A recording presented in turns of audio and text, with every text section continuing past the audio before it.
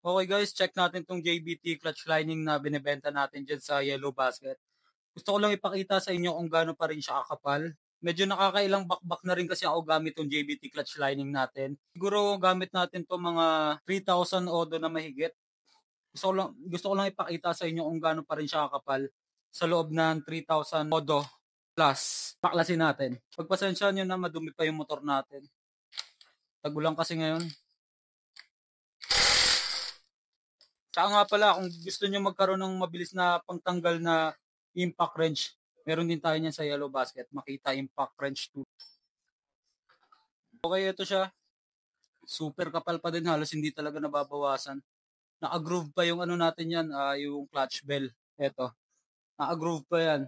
Tapos ito pa yung BBT clutch lining natin, super kapal pa din. Bumabaat lang talaga yung groove pero hindi siya nauubos agad-agad. Tsaka promise sa inyo, kapit ng lining na 'to. Walang gamit ko diyan, stock bell na may groove. Fine groove lang, wag yung matalas. Kasi kahit anong lining talaga ikabit nyo sa matatalas na groove, uubusin niya. So yun lang guys, pinakita ko lang sa inyo yung clutch lining natin kung gaano pa rin kapal. Sobrang goods na ito. Kung gusto mo mag-avail, nandiyan lang sa Yellow Basket.